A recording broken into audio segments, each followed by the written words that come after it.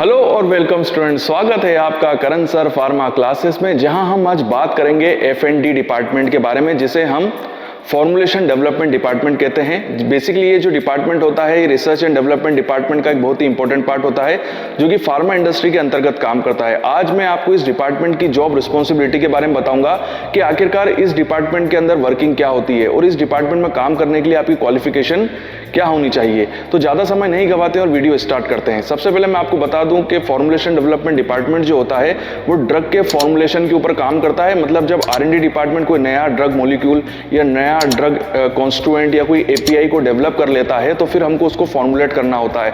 तो फॉर्मुलेशन के अंदर बेसिकली ड्रग का API प्लस एडिटिव्स होते हैं और उन एडिटिव्स के मिक्सचर को ही ड्रग का फॉर्मुलेशन कहते हैं। और ये जो फॉर्मुलेशन होता है बेसिकली ये ड्रग के डोजेस फॉर्म के ऊपर डिपेंड करता है। मतलब अगर आपको टैबलेट बनाना है तो उसका फॉर्मुलेशन का स्ट्रक्चर अलग होगा, कैप्सूल बनाना है तो उसका अलग होगा, अगर आपको लिक्विड डोजेस फॉर्म में उसको कन्वर्ट करना है तो उसका फॉर्मुलेशन थोड़ा सा अलग होगा। तो और अगर आपको पेरेंटल बनाना है तो उसका फॉर्मुलेशन अलग होगा। मतलब उसके बेसिस पे इस फॉर्मुलेशन को डिजाइन किया जाता है। तो बेसिकली जो फॉर्मुलेशन होता है वो API active pharmaceutical ingredient plus additives का मिक्सचर होता है। एडिटिव्स के अंदर आपके glidant, binders, antioxidant, flavouring agent, colouring agent, आपके प्रिजर्वेटिव्स, तो ये सारी चीज़ें जो होती हैं ये सभी मिलके एडिटिव्स बनाती हैं और ये ड्रग की स्टेबिलिटी के लिए बहुत ही इंपॉर्टेंट होती है। और सभी एडिटिव्स का अलग अलग वर्क होता है। मेरा एडिटिव्स के ऊपर एक सेपरेट वीडियो पहले से ही पब्लिश है, तो उस वीडियो को देख के आप एडिटिव्स के बारे में और भी जानकारी जान सकते हैं। बट अभी इस वीडियो के अंदर हम बात कर रहे हैं F&D डिपार्टमेंट की। तो बेसिकली यहाँ पर जो जॉब रिस्पॉन्सिबिलिटी होती है वो दो टाइप की होती है। पहली तो मैं आपको बता दूं जो होता है फॉर्मुलेशन डेवलपमेंट, और दूसरा होता है गैलेनिकल्स रिसर्च। जी हाँ, गैलेनिकल्स रिसर्च। इस गैलेनिकल रिसर्च क्या होता है इसको भी मैं आपको बताऊंगा, तो वीडियो को पूरा देखिएगा।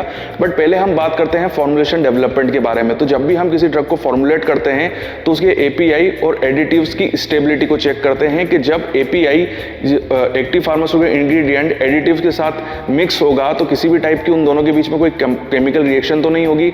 ऐसा तो नहीं होगा कि जो हमारा API है वो अनस्टेबल हो जाए या डिग्रेड हो जाए या कोई तीसरा प्रोडक्ट ही बन जाए। तो इसकी स्टेबिलिटी चेक करना सबसे इंपॉर्टेंट पार्ट होता है कि जो हमारे एडिटिव्स हैं वो हमारी API के साथ कंपेटिबल है कि नहीं है।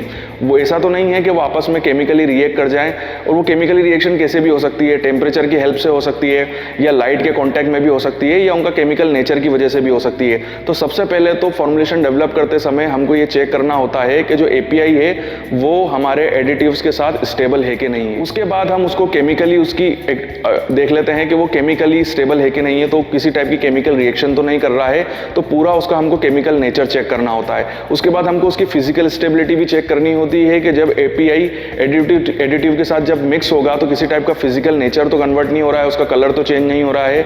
तो इस टाइप की स्टेबिलिटी हमको चेक करनी होती है। उसके अलावा हम बाय प्रोडक्ट चेक करते हैं कि जब API और एडिटिव्स आपस में मिक्स होंगे तो किसी टाइप का बाय प्रोडक्ट तो नहीं बन रहा है, किसी टाइप की इंप्योरिटी तो नहीं बन रही है, और अगर वो इंप्योरिटी बन रही है तो क्या वो जानलेवा तो नहीं है। क्योंकि कई बार ऐसा होता है कि फॉर्मुलेशन डेवलप करते समय बाय प्रोडक्ट बन जाता है और बार बार हम उस फॉर्मुलेशन को चेंज करते हैं बट वो बाय प्रोडक्ट हटता नहीं है, तो हमको उसकी लिमिट तय करनी होती है। ऐसा तो नहीं कि वो, क्योंकि कई बार अगर ऐसा हो जाता है कि बाय प्रोडक्ट तो बन रहा है बट वो इतनी ज़्यादा क्वांटिटी में बन रहा है कि वो हमारी ड्रग को पॉइजनस बना सकता है, कार्सिनोजेनिक बना सकता है। तो ये सारी चीज़ें हमको चेक करनी होती है। तो ये सबसे इंपॉर्टेंट है कि जब आप फॉर्मुलेशन को डेवलप करें तो मैंने आपको बताया कि हमको एडिटिव्स और ड्रग की स्टेबिलिटी चेक करनी है, और उसमें सब चेक करना है कि किसी टाइप की इंप्योरिटी जनरेट तो नहीं हो रही है, बाय प्रोडक्ट तो नहीं बन रहा है, वो फिजिकली स्टेबल है कि नहीं है, वो केमिकली स्टेबल है कि नहीं है, ड्रग की स्टेबिलिटी पे किसी टाइप का इफेक्ट तो नहीं पड़ रहा है, उसकी शेल्फ लाइफ पे किसी टाइप का इफेक्ट तो नहीं पड़ रहा है।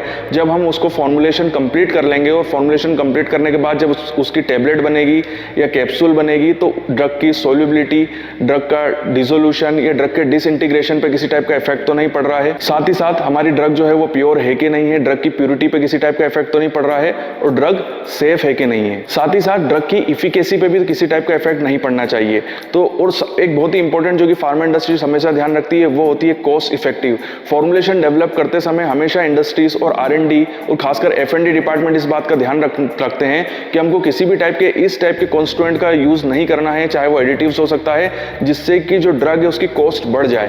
देखिए, ड्रग की कॉस्ट को भी हमको कंट्रोल करके रखना पड़ता है, ये भी एक पार्ट है। मतलब सेफ्टी और इफिकेसी तो एक इंपॉर्टेंट चीज है ही कि सेफ्टी, इफिकेसी और क्वालिटी तो हमको मेंटेन करना ही करना है ड्रग की, बट उसकी कॉस्ट को भी कंट्रोल करना होगा। अगर आपने सेफ्टी, इफिकेसी और क्वालिटी के चक्कर में अगर ड्रग की कॉस्ट बढ़ा दी, ड्रग आपकी महंगी हो गई, तो फिर ड्रग बिकने वाली ही नहीं है और कंपनी को कोई फायदा ही नहीं होगा।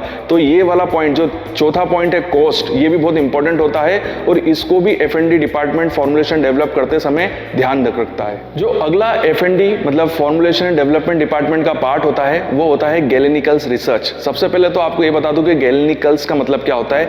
गैलेनिकल्स का मतलब होता है वो मेडिसिन या वो ड्रग जो कि नेचुरल सोर्स के थ्रू जनरेट की जाती है, जैसे कि आपके प्लांट्स हो गए, आपके वेजिटेबल्स हो गए, तो उनके थ्रू जो हम मेडिसिन को डेवलप करते हैं उनको हम गैलेनिकल्स कहते हैं। या सीधे साधे शब्दों में बोलें तो आयुर्वेदिक प्रिपरेशन, क्योंकि आयुर्वेदिक प्रिपरेशन जितनी भी होती है वो प्लांट्स के किसी ना किसी पार्ट से मिलकर बनी हुई होती है। मतलब कुछ लीव्स से जनरेट होती है, कुछ स्टेम से होती है, कुछ जड़ से होती है, कुछ उसके फ्लावर्स से जनरेट होती है, और ये सारे क्या हैं, प्लांट्स के पार्ट से या नेचुरल सोर्स के थ्रू जनरेट किए जाते हैं। तो इन्हें हम गैलेनिकल रिसर्च कहते हैं। तो गैलेनिकल्स ये वाला जो डिपार्टमेंट होगा ये F&D डिपार्टमेंट में तो मिलेगा, बट ये खासकर उन इंडस्ट्रीज के अंदर होता है जो कि आयुर्वेदिक प्रिपरेशन से बनाती हैं या जो आयुर्वेदिक प्रिपरेशन को सेल करती हैं। जो इंडस्ट्रीज एलोपैथिक ड्रग्स को प्रोड्यूस करती हैं, क्योंकि आपको पता होगा कि जितनी भी एलोपैथिक ड्रग्स होती हैं वो केमिकल्स के थ्रू जनरेट की जाती है। उनके जितने भी APIs होते हैं वो केमिकल रिएक्शंस के थ्रू डेवलप किए जाते हैं, उनके थ्रू जनरेट किए जाते हैं। तो ये वाले जो पार्ट होंगे गैलेनिकल्स रिसर्च के अंदर नहीं आते हैं। गैलेनिकल रिसर्च के अंदर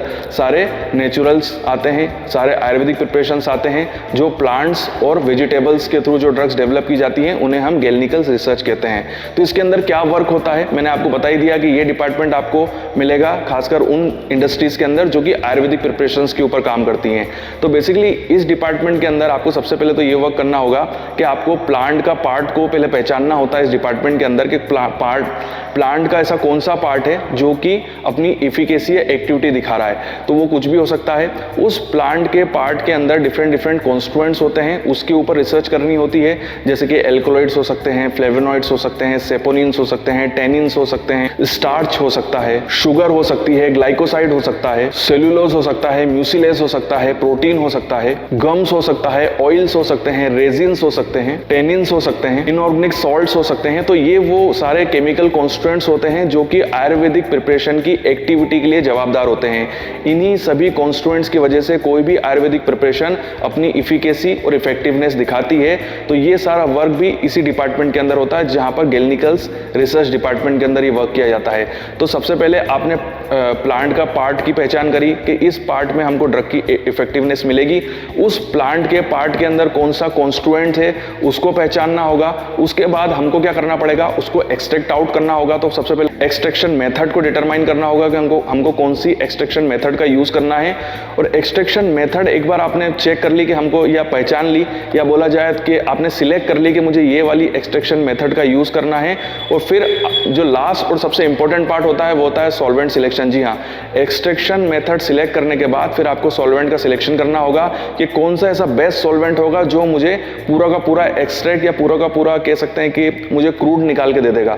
तो ये सारा पार्ट, ये जो सारा वर्क होता है कि पूरी एक्सट्रैक्शन की मेथड के बाद जब पूरा एक्सट्रैक्ट निकल जाता है तो फिर हम उसका फॉर्मुलेशन करना पड़ता है, उसको फॉर्मुलेट करना पड़ता है, उसको डोजेस फॉर्म में कन्वर्ट करना होता है। और ये पूरा का पूरा वर्क जो होता है वो गैलेनिकल रिसर्च डिपार्टमेंट के अंदर किया जाता है।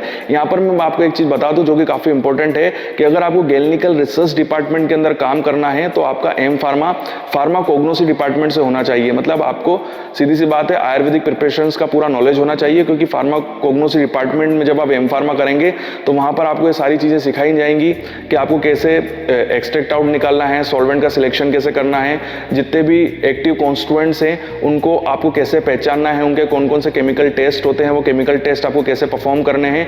ये सारी चीजें आपको फार्माकोग्नोसी एम फार्मा में सिखाई जाती हैं और ये सारा नॉलेज आपको गैलेनिकल्स रिसर्च डिपार्टमेंट में काफी काम आएगा। तो ज्यादातर आपको गैलेनिकल्स रिसर्च डिपार्टमेंट में आपको यही लोग काम करते हुए मिलेंगे। तो ये वीडियो हम यहीं पे कंप्लीट करते हैं। इस वीडियो के माध्यम से मैं आपको बस यही बताना चाहता था कि F&D फॉर्मुलेशन डेवलपमेंट डिपार्टमेंट में क्या क्या जॉब रिस्पॉन्सिबिलिटी होती है। अगर आपको इस डिपार्टमेंट में काम करने का मौका मिलेगा तो आपको क्या क्या वर्क करना पड़ेगा, ये चीज आपको पहले से ही पता होनी चाहिए। साथ ही साथ इस वर्किंग को जो मैंने आपको समझाया कि यहाँ पर आपको क्या क्या काम करना पड़ेगा, तो आप एक चीज और समझ गए होंगे कि अगर आप F&D डिपार्टमेंट के लिए इंटरव्यू देने के लिए जाएंगे तो आपसे किस टाइप के क्वेश्चन पूछे जाएंगे। जी हाँ, वर्क से रिलेटेड ही सारे क्वेश्चंस होते हैं। तो जो मैंने यहाँ पर वर्किंग आपको समझाई है उसी वर्किंग से रिलेटेड आपसे इंटरव्यू में क्वेश्चन पूछे जा सकते हैं। तो आप इंटरव्यू की प्रिपरेशन इन वर्किंग के हिसाब से ही आप कर सकते हैं।